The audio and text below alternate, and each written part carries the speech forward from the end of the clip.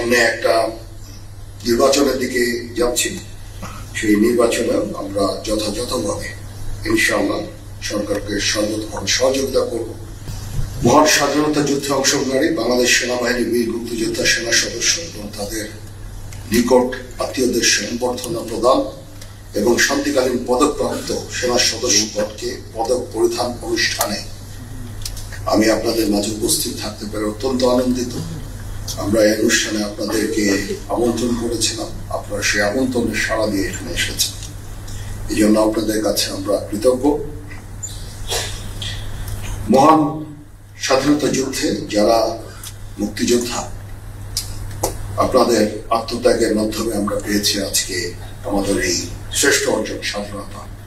আপনারা জাতির শ্রেষ্ঠ সন্তান, দেশের স্বাধীনতা রক্ষায় আপনাদের দেখানো পথ অনুসরণ করে আমরা পথ চলছি।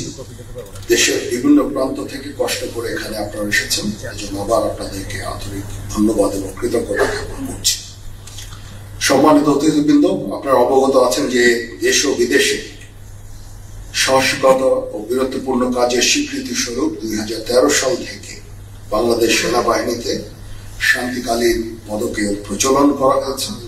পূর্বের ন্যায় এবারও সেনাবাহিনী পদক, অসামান্য সেবা পদক এবং বিশিষ্ট সেবা পদক প্রাপ্তদের আজকের এই বিশেষ দিনে পদক প্রদানের মাধ্যমে আমরা সম্মানিত করার চেষ্টা করছি।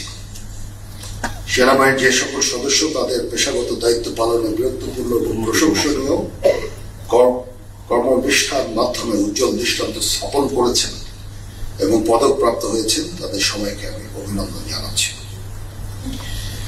বাংলাদেশ সেনাবাহিনী আজকে কেবল তার নিজস্ব প্রশিক্ষণ কার্যক্রমের মধ্যেই সীমাবদ্ধ নেই, বরং বিভিন্ন সামাজিক ও জাতি গঠনমূলক কার্যক্রমে অংশগ্রহণ করে প্রত্যক্ষ ও পরোক্ষভাবে বেসামরিক প্রশাসনকে সহযোগিতা করে যাচ্ছে। বাংলাদেশ সেনাবাহিনী শান্তিরক্ষী মিশনের পেশাদারিত্বের সাথে অর্পিত দায়িত্ব পালনের মাধ্যমে বিশ্ব শান্তি প্রতিষ্ঠায় অনন্য ভূমিকা রেখে চলেছে। সম্প্রতি সময়ে বাংলাদেশ সেনাবাহিনীর সদস্যগণ এই নেট সিভিল পাওয়ারে দেশের আইন শৃঙ্খলা রক্ষার কাজে নিয়োজিত আছেন। আমরা সামনে একটা নির্বাচনের দিকে যাচ্ছি। সেই নির্বাচনে আমরা যথাযথভাবে ইনশাআল্লাহ সরকারকে সর্বতভাবে সহযোগিতা করব, নির্বাচন কমিশনকে সহযোগিতা করব, যেন আমরা একটা সুন্দর একটা নির্বাচন পেতে পারি।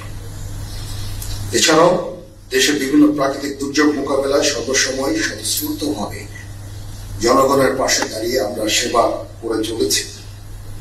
এই সবকিছুই সম্ভব হয়েছে সেনা সদস্যদের অকৃত্রিম দেশপ্রেম, কর্মদক্ষতা, শৃঙ্খলাবোধ ও দায়িত্ব পালনের